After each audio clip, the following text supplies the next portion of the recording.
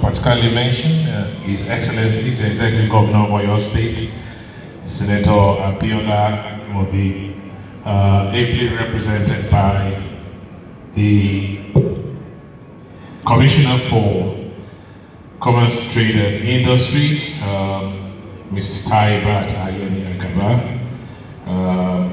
And I also want to recognize members of the Oyo State Government and His Executive Council, your Royal Highnesses, and those who are also representing the Olawale of Ibadan, Obasani, Adetuji, and all the other Royal Highnesses and Royal Fathers here present. I want to recognize the development partners, my fellow speakers on the high table, private sector leaders who are here present, distinguished ladies and gentlemen. But before I go on, let me also recognize Gbogbo ẹ̀yin oníṣẹ́ ọwọ́, Gbogbo ẹ̀yin oníṣòwò, ẹgbẹ́ ọlọ́jà, Ṣáṣá, I greet you all well. Ṣé dáadáa la bá yín o? Ẹ kúlé o. Ẹ ṣé. Ọmọ Ìbàdàn lèmi, so I feel very much at home. Bó ti ẹ̀ jẹ́ pé nítorí ibi tí mo wà yìí mo láti sọ ní èdè tòyìnbó, inú mi dẹ̀ dùn páwọn ìyá wa wà níbi tí wọ́n bá mi túmọ̀ ẹ̀ sí èdè Yorùbá sílùú ní láti gbìyànjú láti túmọ̀ tí n bá sọ láyé òyìnbó sí Yorùbá. But I also want to recognize the host, convener, whose good offices has put all of this together. Dr. Adebukola Adeshi, Special Advisor for Intervention Funds and Development Partners. Well done, and I greet you also. It gives me great pleasure to address this eminent gathering today. Like I said, I really wanted to congratulate not just the office of the Special Advisor for Intervention Funds and Development Partners, but I also want to continue to congratulate the Oyo State Government under the leadership of Kosheneri, the one of his kind, the Governor of Oyo State, Senator Abiola Ajimobi. I just think we owe so much to what he has done over the last 7 years, and we have to give honor to whom honor is due. It is clear that Oyo State has made tremendous forward-looking progress in the last 7.5 years, and it is upon that that I believe that this gathering has been put together to take a forward look as to where we want to take the state and its people. Today we have a gathering indeed of eminent people, institutions with the ultimate aim of catalyzing the strategic partnerships required for sustainable socio-economic development in Oyo State. And for that I say bravo.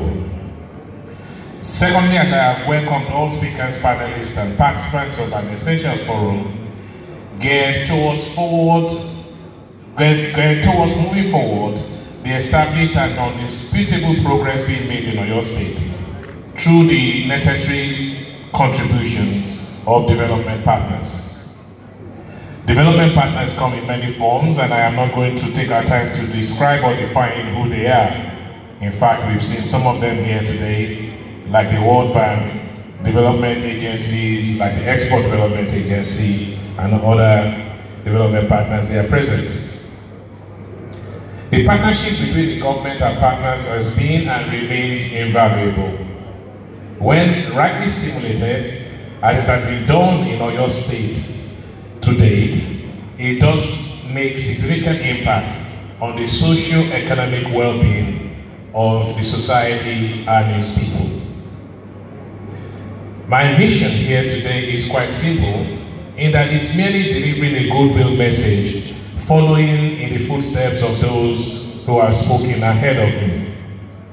However, in giving this goodwill message, I would want to share some thoughts on how to navigate the complex landscape of sustainable socio-economic development. Permit me therefore to share some random thoughts of my own and musings for sustainable socio-economic development for accelerated growth in Oyo State. As an actuary, the population and the size of the population and the make-up of the population is very important to me, and it's one of the expertise that actuaries bring to the table. The population of Oyo State, therefore, is at the heart of what I want to share here today. The population of Oyo State in 1991 was 2.5 million people in 1991. The population of Oyo State today is around 8 million people, which means in as much as just over 25 years ago, the population of Oyo State has more than tripled. If we continue on the same trajectory, it means that the population of Oyo State will be 24 million people in the next 25 years. The population of Lagos today is around 21 million people. The population of Ghana is around 21 million people. The population of Cameroon is around 21 million people, and so on and so forth. That gives you just the size of what we have to prepare for as a state, when indeed our population is rising at such a rate. For those of us in Oyo State, forget Nigeria. And can you just imagine what it will mean to have 24 million people in Oyo State in the next 25 years? Ibadan, just to put it in some context, Ibadan has 25% of that population today. So we have about 2 million people in Ibadan and its environs today. That means that in exactly 25 years' time, the population of Ibadan will be about 6 million people and over. That has its benefits, but it also has its disadvantages. The focus of what I want to muse on today is more of how we can be better prepared for what our population is going to be like in 25 years' time. You might say 25 years is such a long time, but that is just in a situation where a political administration goes for 8 years. That is just 3 political administrations, just 3. So if you have 2 more governors or 3 more governors that are as fortunate to have been successful to get a second term as Senator Abiola Jimobi, that means you'll have 3 governors from here, and you'll have about 6 million people in Ibadan, and you have 24 million people in Oyo State, with 18 million people outside Ibadan. It's just a scary thought if we do not prepare. That is why we just don't need international development partners. Each one of us is a development partner to Oyo State. When we look at that population, as I rightly say in my paper, about 60% of our population today is of the working age between 15 and 64. About half of them are men and about half of them are women. Therefore, it means that if we continue on the same level, in about 25 years' time, we will have more of our population who are young than those who are old.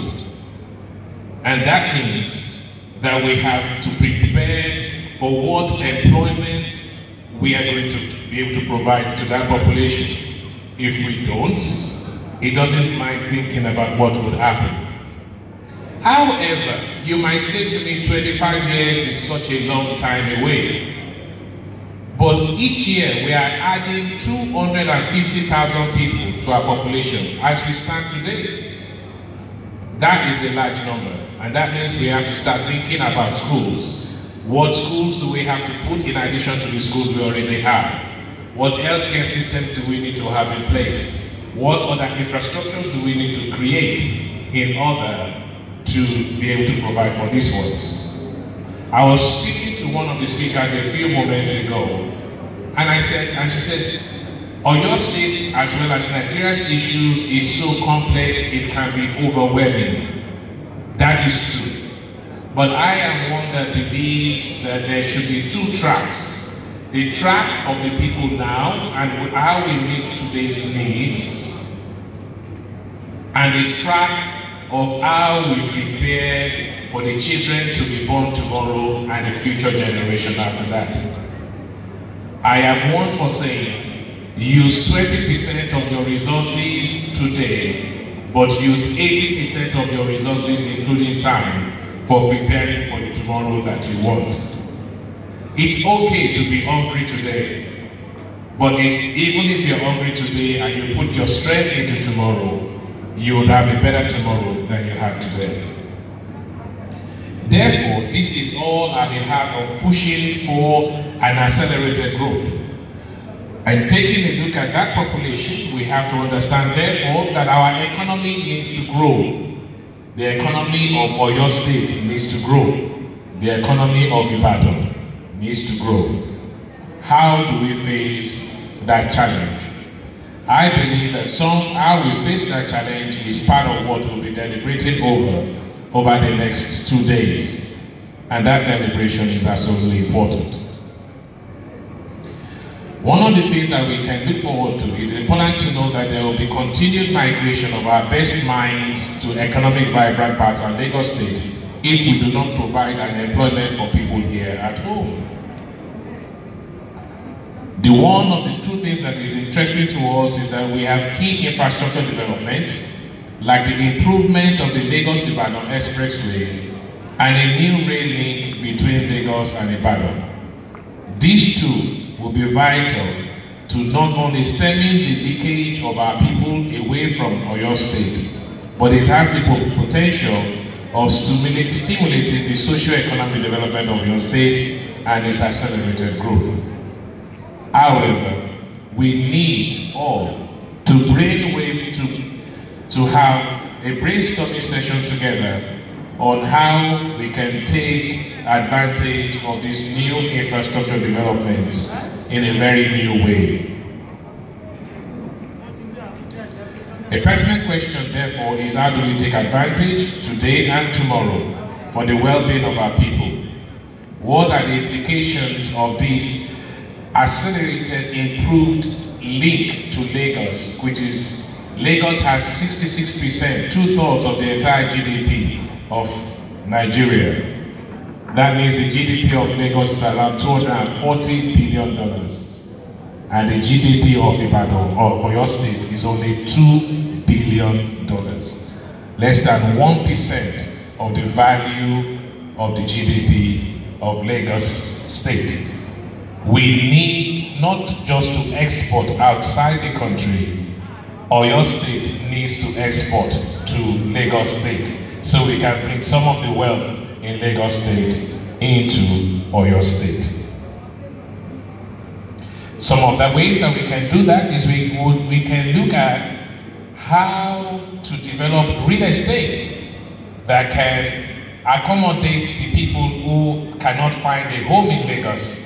But because of the new improved road links to Lagos and the rail links to Lagos, take advantage by developing the real estate infrastructure here in Ibadan and in Oyo State. While we think about Ibadan and the people of these parts, we also have to focus on the rural dwellers, because after all, 75% of our population are outside the Ibadan, is an immediate environment. We need to look at how to attract and retain viable industries in the state, which will provide employment to our people. The strategic transformation of the ease of doing business in the state is required along the core indicators of the World Bank and the World Economic Forum.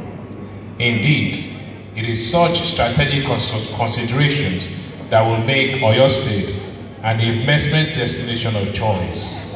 And we can look at what is happening in other states near us in order to learn lessons from them. Historically, we have an inordinate life expectancy compared to our neighbors and the rest of the country. But this should not relegate the need to continue to work hard with our development partners to improve the entire healthcare value chain, starting from access to qualitative primary healthcare. The Oyo State government's initiative of 50 billion naira healthcare endowment fund and a new law on the state health insurance scheme are laudable steps in the right direction. And again, we congratulate this administration. One of the major issues that have been a constant threat to accelerated growth in Oyo State has been waste management. This administration has done more than most to underscore and confront this issue with good success, working with our development partners.